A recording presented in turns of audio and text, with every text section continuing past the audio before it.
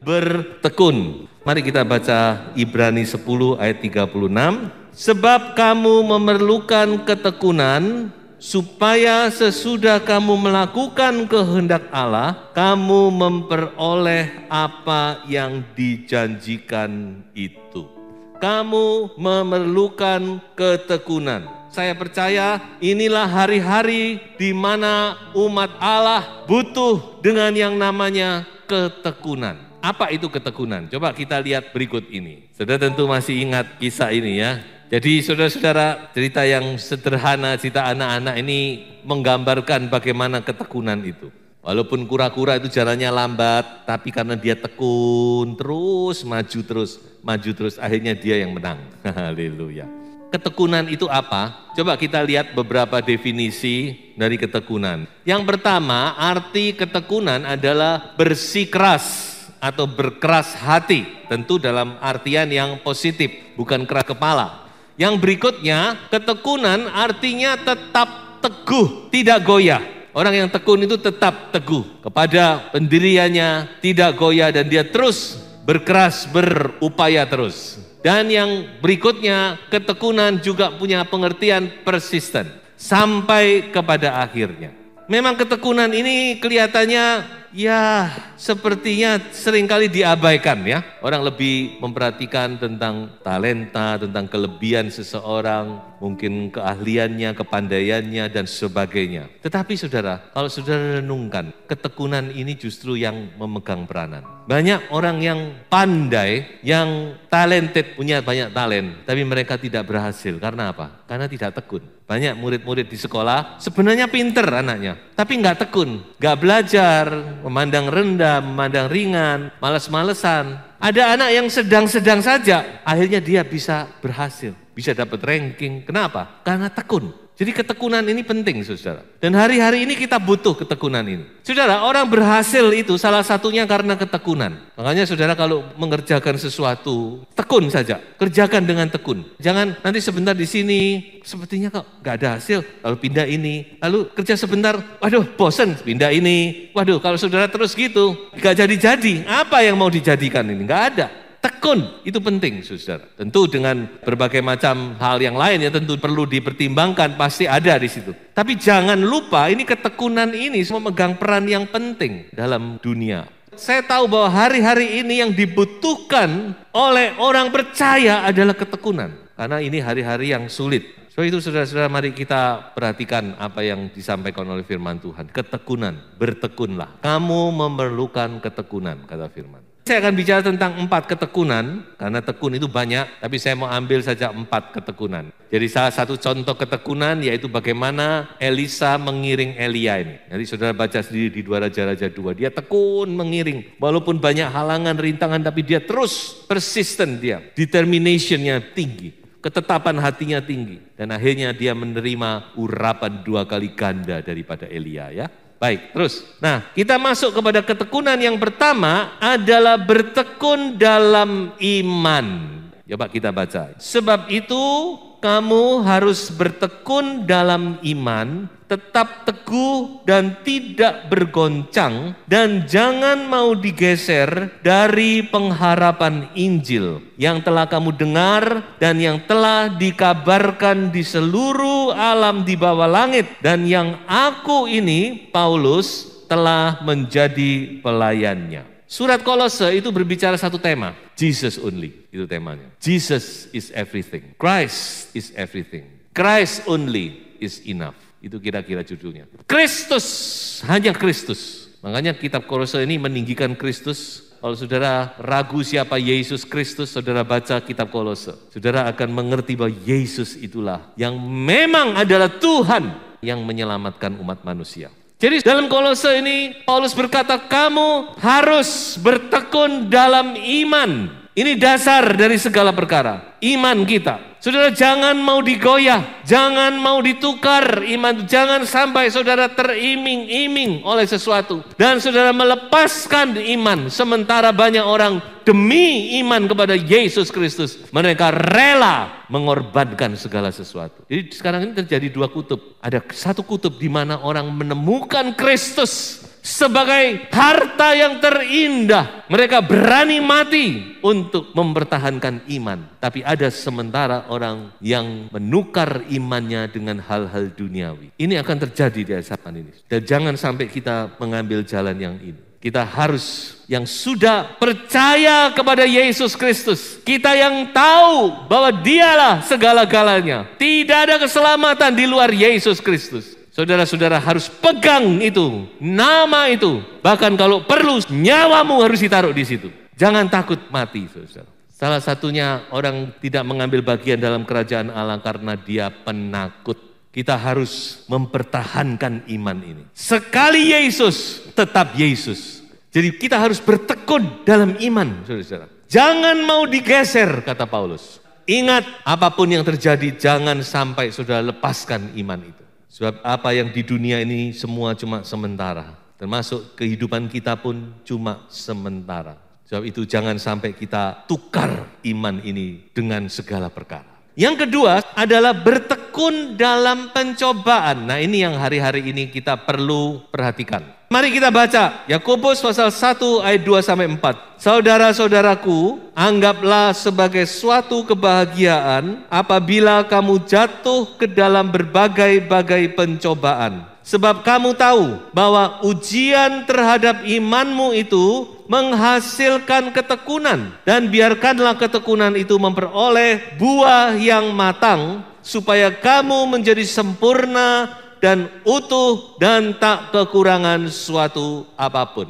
Firman Allah berkata, bertekunlah dalam pencobaan. Memang semua dalam pencobaan manusia.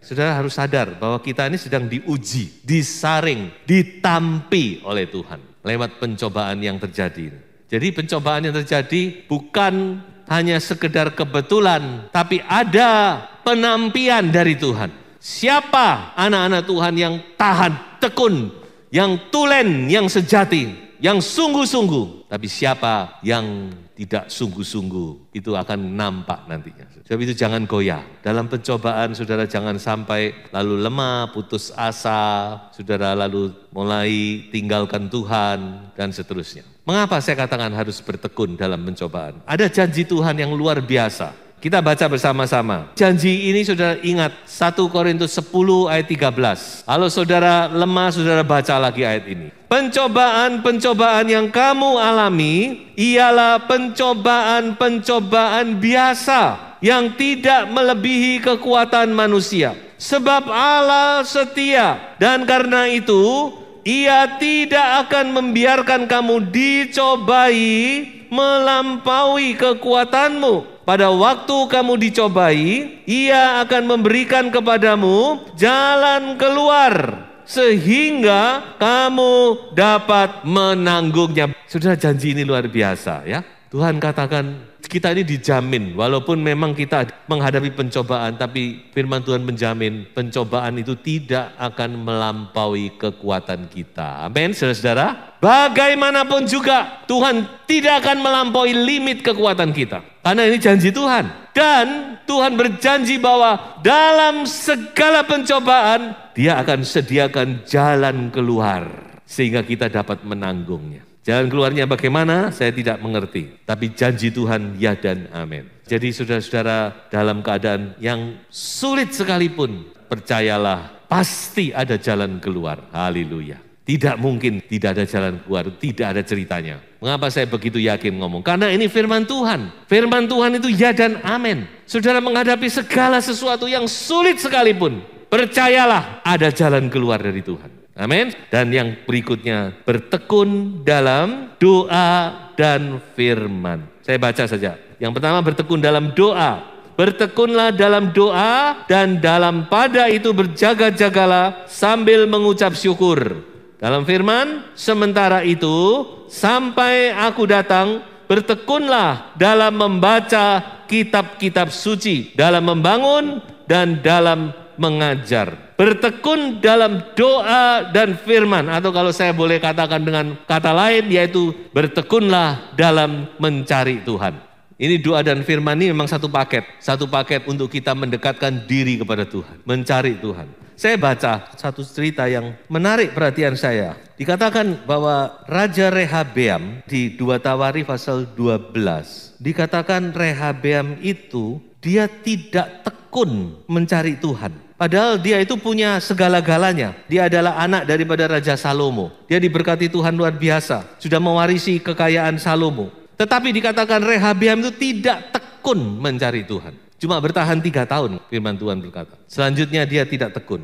Jadi saudara bertekun mencari Tuhan. Bertekun dalam doa dan firman Tuhan. Doa dan firman, itu satu paket. Jangan lepaskan itu. Ayo, yang sudah mulai lemah berdoa, mulai lemah membaca firman Tuhan, ayo kembali semangat saudara-saudara. Bertekunlah dalam berdoa dan membaca firman. Karena itu yang akan mempertahankan atau menjaga stamina rohani kita. Kalau saudara mau mempertahankan stamina jasmani, saudara harus olahraga, betul? Begitu saudara tidak olahraga, kalau saudara biasa olahraga, lewat seminggu 2 minggu pasti udah berkurang itu kekuatan itu. Supaya tetap fit, tetap segar, olahraga secara rutin. Ketekunan, tetaplah berdoa, tetaplah mencari Tuhan, membaca firman Tuhan, lebih hari lebih mengenal Tuhan, saudara-saudara. Dan yang terakhir adalah bertekunlah mengasihi Tuhan. Sederhana, tapi ini penting. Yosua berpesan kepada bangsanya sebelum dia meletakkan kepemimpinan, dia berkata bertekunlah mengasihi Tuhan. Bahkan dia katakan demi nyawamu, kamu harus bertekun mengasihi Tuhan. Sederhana, tapi biarlah ini kita ingat. Kita harus tetap mengasihi Tuhan sampai pada akhirnya. Amin, saudara-saudara. Ada satu jemaat di kitab Wahyu yang mengesankan kita, bahwa dikatakan bahwa jemaat ini bukan jemaat yang hebat. Bahkan dikatakan kekuatannya tidak seberapa, yaitu jemaat Philadelphia. Kekuatannya tidak seberapa. Tuhan Yesus ngomong, kekuatanmu tidak seberapa, tetapi engkau tekun mencari aku. Engkau tekun menuruti firmanku. Engkau tekun menantikan aku. Dan aku akan luputkan engkau dari kesusahan yang akan datang. Jadi saudara-saudara, kasihilah Tuhan demi nyawamu. Mari kita tekun mengasihi Tuhan. Sebagai orang percaya, inilah yang dapat kita persembahkan kepada Tuhan. Kita mau mengasihi Tuhan. Sebelum saya akhiri, coba kita lihat sejenak apa ganjaran orang-orang yang tekun. Ada satu ayat di dalam 2 Timotius pasal 2 ayat 12. Jika kita bertekun, kita pun akan ikut memerintah dengan Dia. Jadi ada upah baik di bumi terlebih di kekekalan. Orang yang tekun mengasihi Tuhan, yang tekun mencari Tuhan, yang tekun dalam iman, yang tekun dalam pencobaan, yang tekun dalam pengharapan dan segala sesuatu, maka dikatakan dia akan memerintah satu saat bersama-sama dengan Tuhan. Salah satu contoh adalah Ayub. Bagaimana Ayub itu dikatakan oleh firman Tuhan adalah orang yang tekun. Walaupun dia menghadapi banyak masalah, persoalan dalam hidup, pencobaan, penderitaan, apapun juga, dia tetap tekun, dia tidak goyah. Dan pada akhirnya kita tahu bahwa Ayub dipulihkan 2 kali ganda dan Ayub mendapat pahala di surga. Haleluya, Tuhan memberkati. Mari saudara-saudara kita tetap tekun mengasihi Tuhan dan melayani Tuhan sampai Tuhan datang yang kedua kalinya. Haleluya, puji Tuhan.